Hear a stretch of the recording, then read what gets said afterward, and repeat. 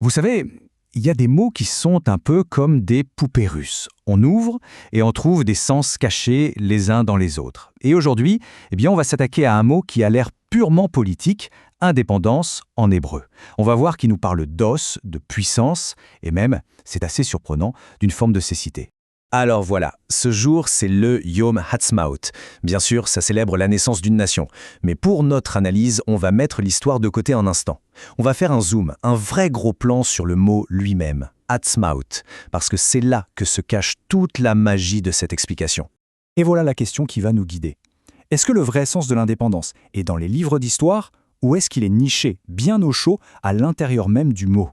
Alors c'est parti pour ce petit voyage au cœur de la langue hébraïque. Allez, on commence par le commencement.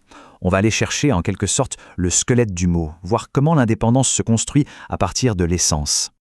Ok, la voici, la racine de tout. Le mot qui est au cœur de Ha'atzmaut, c'est Etzem. Retenez bien ces trois lettres, Etzem. Parce que toute notre histoire, toute notre explication, elle va tourner autour de ça. Et c'est là que ça devient vraiment fascinant. Etzem, littéralement, ça veut dire os. Oui, un os. Mais en hébreu, ce mot va bien plus loin. De manière symbolique, l'os, c'est notre charpente, notre structure. C'est donc l'essence même de quelque chose.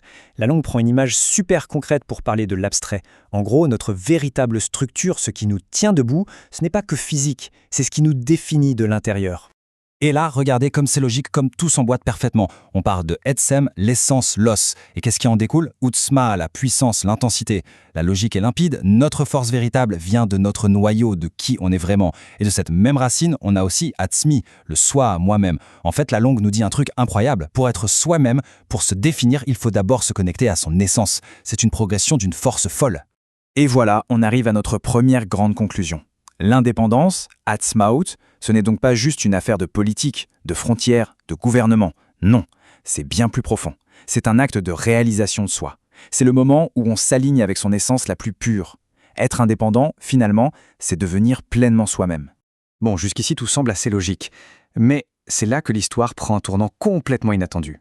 Parce que cette même racine cache un paradoxe, un mystère vraiment surprenant qui vient un peu tout chambouler. Alors là, attention, accrochez-vous. On tombe sur un paradoxe qui est juste dingue. La même racine, Etzem, qui nous donne le mot Atzum, qui veut dire immense, puissant, eh bien cette même racine nous donne aussi le verbe leatzum. Et leatzum, ça veut dire fermer, comme dans fermer les yeux. Comment est-ce que c'est possible? Comment la puissance et le fait de se rendre aveugle peuvent venir du même endroit? Là, il y a une vraie énigme. Et la réponse, elle n'est pas logique. Elle est mystique. La source nous donne une clé de lecture incroyable. La langue hébraïque nous chuchoterait un secret. La vraie, la véritable puissance, elle ne naît pas en regardant le monde, en agissant vers l'extérieur. Mais au contraire, quand on ferme les yeux sur ce monde pour retourner à l'intérieur. Pour se reconnecter à son SM, à son essence. Ok, donc on a cette dualité, la puissance d'un côté et le fait de fermer les yeux de l'autre. Mais attention, ce n'est pas qu'une petite curiosité de linguiste, pas du tout. C'est en fait un choix fondamental, un vrai carrefour. Le mot nous présente deux chemins radicalement opposés, une promesse magnifique et un avertissement périlleux. On commence par le chemin lumineux, la promesse. Et pour ça, on va dans le livre de la Genèse. Quand Dieu promet à Abraham qu'il deviendra une grande nation, le mot utilisé pour dire puissante, c'est Atzum. La force de la nation est donc directement connectée à son essence, à son SM. C'est la promesse d'une puissance qui vient du cœur, une puissance juste et authentique. Mais voilà, il n'y a pas de lumière sans ombre. Si le côté pile, c'est la puissance, quel est le côté face? Quel est le danger qui se cache dans cette même racine? C'est quoi le côté sombre de SM? Eh bien le voilà, l'avertissement. Le péril, il est dans l'autre sens du mot « latzma anaim », fermer les yeux. Le danger, c'est celui d'une nation qui devient tellement obsédée par sa propre puissance, son otzma, qu'elle finit par fermer les yeux. Fermer les yeux sur l'injustice, sur la morale, sur tout ce qui se passe au-delà de ses propres intérêts. C'est l'aveuglement qui naît de l'orgueil. Et ce tableau, il résume parfaitement cette tension incroyable au cœur du mot Ha'atzmaut. D'un côté, le potentiel, l'essence Etzem qui mène à une puissance juste Otzma et à la réalisation de soi Atzmi. Et de l'autre, le péril, fermer les yeux l'Atzom qui mène à l'aveuglement face à l'injustice et finalement à l'oubli du divin. En fait, le mot lui-même est un dilemme permanent, un choix à faire. Et pour aller encore plus loin dans cette idée d'oubli du divin, il faut qu'on parle d'une lettre en particulier, le Aleph. Dans la mystique hébraïque, ce n'est pas juste la première lettre de l'alphabet, non, c'est beaucoup plus. C'est le symbole de l'unité, de la présence divine elle-même. Alors là, la source nous propose une lecture symbolique qui est vertigineuse.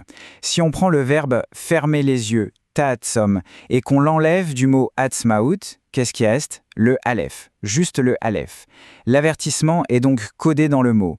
Si une nation choisit de fermer les yeux, elle retire littéralement le Aleph, la présence divine, de sa propre indépendance. C'est une idée extrêmement forte. Allez, on entre dans la dernière partie de notre décryptage, avec une lecture encore plus mystique, presque kabbalistique, qui se penche cette fois sur le sens symbolique de chaque lettre de la racine. Ici, la racine Etsem, Aïn Tsadi, même, devient une sorte de feuille de route spirituelle. Le voyage commence avec la lettre Aïn, qui signifie l'œil. La source la relie à l'hymne national. Un œil regarde vers Sion. C'est un regard vers l'extérieur. Ensuite, on passe au Tsadi, qui symbolise le juste. C'est le fondement, l'axe de la vérité. Et enfin, le voyage s'achève avec la lettre Mem, qui représente l'accomplissement, la plénitude un peu comme une fin messianique. On va donc de la vision à la vérité, et de la vérité à la complétude. Et tout ça nous amène à une conclusion qui change complètement notre perspective. L'indépendance politique, celle de 1948, ce n'était peut-être pas la destination finale. C'était juste le point de départ. La vraie indépendance, la vraie Atzmaout, ne sera atteinte que le jour où l'essence spirituelle d'un peuple sera enfin et pleinement révélée. Au final, ce qu'on a découvert, c'est que ce mot n'est pas un point d'arrivée. C'est un processus, un chemin qui part du plus physique, l'os, pour aller vers le plus métaphysique, le soi.